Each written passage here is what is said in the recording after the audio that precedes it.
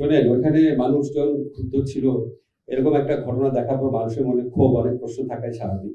আমরা অবরুদ্ধ ছিলাম, এটা নিয়ে আমাদের কোনো রকম দুঃখ হতাশা কিছুই নেই।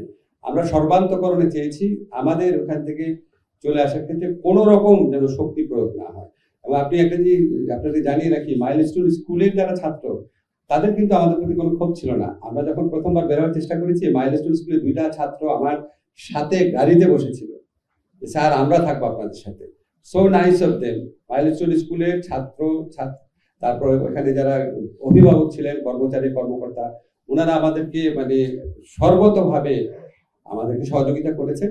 আর কিছু মানুষ উত্তেজিত থাকবে, কিছু মানুষের ক্ষোভ বেশি থাকবে, কিছু মানুষ আপনার ঠিক মতো ক্ষোভ প্রকাশ করবে না, এটা এরকম একটা ঘটনা ঘটতে পারে, এটা আমরা খুব বড় চোখে দেখছি না। হ্যাঁ, স্কুলটা কবে প্রতিষ্ঠিত হয়েছে, ঠিক না?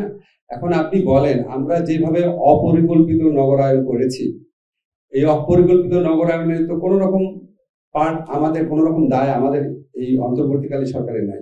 এটা এর আগে পলিটিক্যাল গভর্নমেন্টগুলো করেছে এবং ঢাকা শহরকে একটা মানে খুবই ঝুঁকিপূর্ণ শহরে পরিণত করা হয়েছে। আপনার কি একটা অনেস্টলি একটা কথা বলি, আমার মাঝে মাঝে মনে হয় যে এইরকম যেভাবে আমরা শহর গড়ে তুলেছি, সেখানে আমরা যত দুঃখ পাই, যত কষ্ট পাই, মানে বিমান দুর্ঘটনা না হোক, যে কোনো ধরনের দুর্ঘটনা তো ঘটেই চলেছে, এবং এটা তো একদিনে সিদ্ধান্ত নিয়ে করার কথা না। রোজকার সাধারণ খাবার এখন হবে অসাধারণ, প্রাণ স্বাদের মশলা, স্বাদ বাড়ায়, ঘ্রাণ ছড়ায়। প্রথমে আমরা বলি, আজকে আমাদের যে উপদেষ্টা পরিষদের মিটিং ছিল, এখানে আমরা উত্তরাতে মাইলস্টোন স্কুলে যে মর্মান্তিক বিমান দুর্ঘটনা ঘটেছে, সেখানে আমাদের যে কোমলমতি সন্তানরা মারা গেছেন, যারা আহত হয়েছেন, তাদের জন্য আমরা 1 মিনিটের নীরবতা পালন করেছি, একটা শোক প্রস্তাব গ্রহণ করেছি, ওখানে আমরা দোয়া করেছি। কিছু সিদ্ধান্ত নিয়েছি আপনাদের জানাচ্ছি। সেটা হচ্ছে, প্রথম সিদ্ধান্ত হচ্ছে নিহতদের যে পরিবার আছে আর আহত যারা আছে তাদেরকে সব ধরনের সম্ভাব্য সব ধরনের সরকারি সহায়তা দেওয়া হবে, এবং এই ব্যাপারে করণীয় বিষয়ে শিক্ষা মন্ত্রণালয় সংশ্লিষ্ট যে স্কুল আছে, মাইলস্টোন স্কুল, তাদের সাথে কথা বলে এটা ডিটেইলটা নির্ধারণ করবে। সেকেন্ড, আমরা যে সিদ্ধান্তটা নিয়েছি সেটা হচ্ছে যে আমরা আগামীকাল সকল ধর্মীয় প্রতিষ্ঠানে আমরা যারা নিহতরা আছেন, আমাদের যে কোমলমতি সন্তানরা প্রাণ হারিয়েছেন, যারা আহত আছেন, তাদের জন্য সকল ধর্মীয় প্রতিষ্ঠানে আগামীকাল দোয়া করা হবে। থার্ড যে সিদ্ধান্তটা নিয়েছি আমরা, সেটা হচ্ছে, আপনারা জানেন যে এই মর্মান্তিক বিমান দুর্ঘটনাকালে 2জন শিক্ষিকা তারা অসামান্য আত্মত্যাগের পরিচয় দিয়ে স্কুলের সন্তানদেরকে রক্ষা করার চেষ্টা করেছেন। ওনাদেরকে উপযুক্ত রাষ্ট্রীয় সম্মাননা প্রদান করা হবে। এক্স্যাক্টলি কি করা হবে সেটা আমরা খুব দ্রুত সিদ্ধান্ত নিব। এটা হচ্ছে উত্তরার ঘটনার, মর্মান্তিক বিমান দুর্ঘটনার প্রেক্ষিতে সিদ্ধান্ত। আইনগত একটা অত্যন্ত গুরুত্বপূর্ণ পরিবর্তন করা হয়েছে। আপনারা জানেন, ইতিপূর্বে আমরা সিপিসি বা দেওয়ানি কার্যবিধির পরিবর্তন করেছিলাম, সংশোধনী করেছিলাম। আজকে আমরা সিআরপিসি বা ফৌজদারি কার্যবিধির সংশোধন করেছি, অ্যামেন্ডমেন্ট করেছি। এখানে খুব ইম্পর্টেন্ট কিছু অ্যামেন্ডমেন্ট করা হয়েছে। আপনারা জানেন, ব্লাস্ট ভার্সেস বাংলাদেশ, এই মামলাতে সুপ্রিম কোর্টের 2টা ডিসিশন ছিল। গ্রেফতার করার ব্যাপারে যেন স্বচ্ছতা প্রকাশ থাকে, জবাবদিহিতা থাকে, গ্রেফতারের পরবর্তীকালে গ্রেফতারকৃত ব্যক্তির যেন অধিকার থাকে, এটা 2টা রায় ছিল। এই রায়গুলোর আলোকে আরো ডিটেইল ভাবে আমরা বিচার বিভাগীয় সংস্কার commission, supreme court, concern expert সবার সাথে বৈঠক করে, কনসালটেশন করে আমরা অ্যামেন্ডমেন্ট আজকে চূড়ান্ত করেছি। কয়েকটা গুরুত্বপূর্ণ অ্যামেন্ডমেন্টের কথা আপনাদেরকে বলি। একটা হচ্ছে, এখন থেকে এই অ্যামেন্ডমেন্টটা কার্যকর হওয়ার পর থেকে যে গ্রেফতার করবে, যে পুলিশ অফিসার, তার ক্লিয়ার আইডেন্টিটি থাকতে হবে, তার নেম প্লেট থাকতে হবে, তার আইডি কার্ড থাকতে হবে। যে ব্যক্তি গ্রেফতার হচ্ছে, উনি চাহিদা মাত্র যে পুলিশ গ্রেফতার করছে তাকে আইডেন্টিটি কার্ড দেখাতে হবে, এটা ম্যান্ডেটরি। এরপর হচ্ছে, তাকে যখন থানায় নিয়ে আসা হবে, যত দ্রুত সম্ভব গ্রেফতারকৃত ব্যক্তির পরিবার, বন্ধু বা লয়ারকে তার সাথে যোগাযোগ করে জানাতে হবে যে আপনি গ্রেফতার করেছি, আমরা এই কারণে গ্রেফতার করেছি, এই মামলায় গ্রেফতার করেছি, এবং গ্রেফতারকৃত ব্যক্তি এখানে আছেন। যত দ্রুত সম্ভব করতে হবে, এবং কোনো অবস্থাতেই 12 ঘন্টার বেশি সময় নেওয়া যাবে না, এর মধ্যে জানাতেই হবে। গ্রেফতারকৃত ব্যক্তির শরীরে যদি কোনো আঘাতের চিহ্ন থাকে, বা গ্রেফতারকৃত ব্যক্তি যদি বলে আমি অসুস্থ বোধ করছি, অবশ্যই সাথে সাথে নিকটস্থ ডাক্তারের কাছে নিয়ে তাকে প্রাইমারি চিকিৎসা সুবিধা দিতে হবে। এছাড়া আমরা বলেছি প্রত্যেকটা গ্রেফতারের ক্ষেত্রে একটা মেমোরেন্ডাম অফ অ্যারেস্ট রাখতে হবে, ডিটেইল তথ্য থাকতে হবে, কাকে গ্রেফতার করা হয়েছে, কেন গ্রেফতার করা হয়েছে, কি অভিযোগে, কোন আইনে, তার পরিবারের কার সাথে যোগাযোগ করা হয়েছে, কে গ্রেফতার করেছে, ডিটেইল একটা মেমোরেন্ডাম থাকবে প্রত্যেকটা গ্রেফতারের ক্ষেত্রে। আপনারা জানেন আগে সরকারের ফ্যাসিস্ট সরকারের আমলে বিভিন্ন এজেন্সি গ্রেফতার করতো, বলতো আমরা তো জানি না, র্যাব গ্রেফতার করে বলতো যে পুলিশ জানে, পুলিশ গ্রেফতার করে বলতো যে অন্য এজেন্সির নাম বলতো।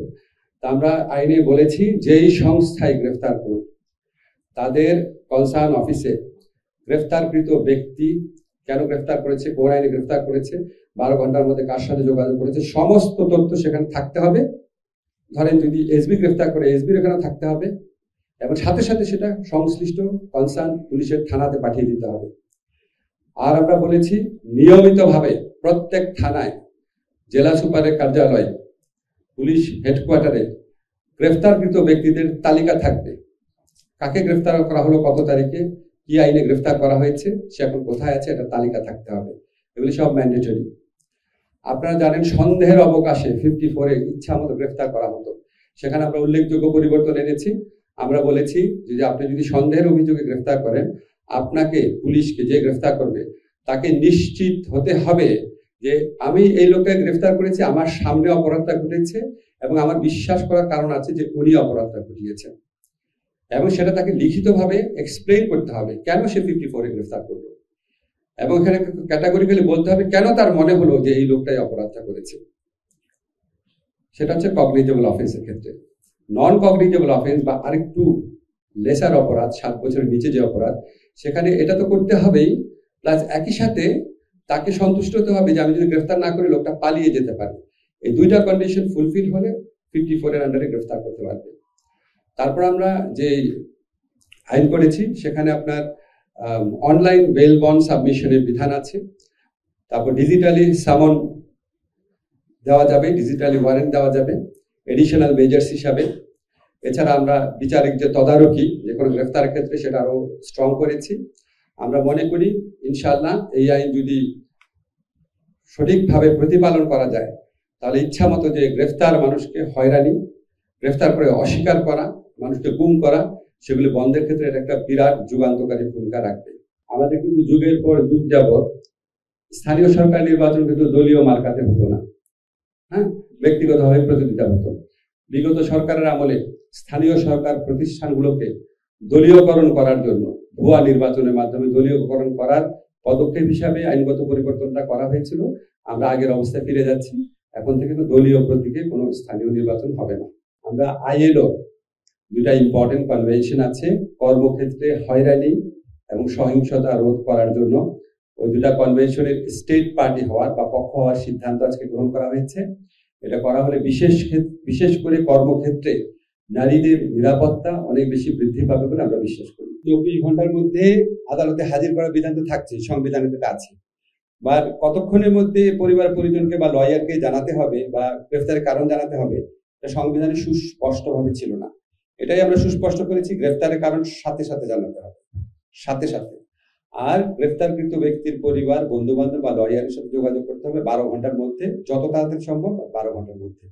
এখন অত্যন্ত যৌক্তিক প্রশ্ন যে সবই তো আইন আছে, সংবিধান আছে, প্রতিপালন হয় না, তারপর আসলে কি ব্যবস্থা নেওয়া হয়? আমরা আইনের মধ্যে একটা ব্যবস্থা রেখেছি, বিচার বিভাগীয় একটা ওভারসাইট থাকবে, এবং কিছু কিছু ক্ষেত্রে যে এসিআর আছে, বার্ষিক গোপনীয় প্রতিবেদন পুলিশ কর্মকর্তাদের, সেই প্রতিবেদনে তাদের যে লঙ্ঘন বা আইন প্রতিপালনের ব্যর্থতার কথা উল্লেখ থাকবে। তবে আপনাদেরকে একটা কথা বলি, আমি একজন আইনের শিক্ষক, আইনের মধ্যে যতই চমৎকার কথা থাক না কেন, যদি আমরা সবাই মিলে মানে রাষ্ট্রের সকল ক্ষেত্রে অ্যাকাউন্টেবিলিটি মেকানিজম প্রতিষ্ঠা করতে না পারি, সুষ্ঠু একটা নির্বাচন করতে না পারি, আমাদের যদি আইন মানার কালচারে যদি কালেকটিভ একটা উন্নতি না হয়, আইন করে কিছু সুবিধা পাবো কিন্তু সম্পূর্ণ সুবিধা হয়তো আমরা পাবো না। সো এটা উনি কারেক্টলি বলেছেন, আইন ভালো করা যায়, আমরা একই সাথে সাথে প্রতিষ্ঠানকেও সেভাবে গড়ে তোলার জন্য আমাদের যতটুকু সময় আছে সেই সময় আমরা চেষ্টা করবো। কনফিউশন তো হচ্ছে, আপনারা সাংবাদিকরাও আমি দেখেছি কিছু কিছু ক্ষেত্রে যারা কনফিউশন ছড়াচ্ছে তাদের কিন্তু আপনারা এক্সপোজ করছেন। আমি আজকে সকালে কিছু ফুটেজ দেখেছি, আপনাদের অনেক ধন্যবাদ। দেখেন এরকম একটা এত শোক সন্তপ্ত একটা পরিস্থিতি, আমাদের সবার হৃদয় ভেঙে যাওয়া পরিস্থিতি, সবাই মানে কেউ নিতে পারছে না এই ঘটনা। এর মধ্যে যারা না জেনে দায়িত্বহীন ভাবে গুজব রটায়, এর চেয়ে বড় অপরাধ তার হতে পারে না। তো আমরা খুব টলারেন্ট সরকার, আমরা সবসময় আপনার কোনো ক্ষেত্রেই যতটা পারা যায় সহনশীলতা বজায় রাখার চেষ্টা করি। বা সবাইকে বুঝতে হবে যে আপনি যদি এখানে গুজব ছড়ান, এটা কত বড় ক্রিমিনাল অফেন্স হচ্ছে। আপনি অ্যাবসলিউটলি শিওর থাকলে সরকারকে জানান। আর আমরা তো ওইখানে একদম ওইখানেই তথ্য কেন্দ্র স্থাপন করেছি, ওইখানে তথ্য কেন্দ্র স্থাপন করে আমাদের নিয়মিতভাবে আপডেট দেওয়া হচ্ছে। নিহতদের পরিবারের পক্ষ থেকে কিছু বলা হচ্ছে না, স্কুল অথরিটি কিছু বলছে না। আজকে একটা ফুটেজ দেখলাম, অন্য কোন স্কুল থেকে এসে একটা ক্লাস 9-এর মেয়ে বলছে ক্লাস 3-র মেয়ে বলে তার ফ্রেন্ড সেখানে আহত হয়েছে। মানে উদ্ভট সব ঘটনা। এটা আপনারা ভাই, এখানে মিডিয়া স্বাধীন আছে, শক্তিশালী আছে, আপনারা এই গুজব সৃষ্টিকারীদেরকে প্রতিরোধ করেন। আমাদের তথ্য কেন্দ্র আছে, আমাদের যারা শিক্ষা স্বাস্থ্য মন্ত্রণালয়ের দায়িত্বে আছেন, যে কোনো সময় ফোন করলে তথ্য পাবেন। স্কুলের মধ্যেই তথ্য কেন্দ্র স্থাপন করা হয়েছে। এটা তো একটা নির্দিষ্ট জায়গায় ভয়াবহ মৃত্যুর ঘটনা। তো লঞ্চ ডুবি বা একটা গোপন এমন জায়গা না যেখানে লুকানো থাকবে। এটা স্কুলের রেজিস্টার আছে, প্রত্যেকটা বাচ্চার ডিটেইল স্পেসিফিক তথ্য আছে। কালকে যখন আমরা মাইলস্টোনে গেলাম, মাইলস্টোনের টিচাররা বিক্ষুব্ধ ছাত্রদের বলছে, আমরা এই যে স্কুলের রেজিস্টার তোমাদের হাতে দিয়ে দিলাম, প্রত্যেকটা শিশু এবং তার পিতামাতার নাম আছে, ফোন নাম্বার আছে, তোমরা চেক করে দেখো। এত ট্রান্সপারেন্টলি করা হচ্ছে। গুজব থাকলে ওটা আপনারাও একটু চেষ্টা করেন, আমরা তো সত্য তথ্য জানার চেষ্টা করছি।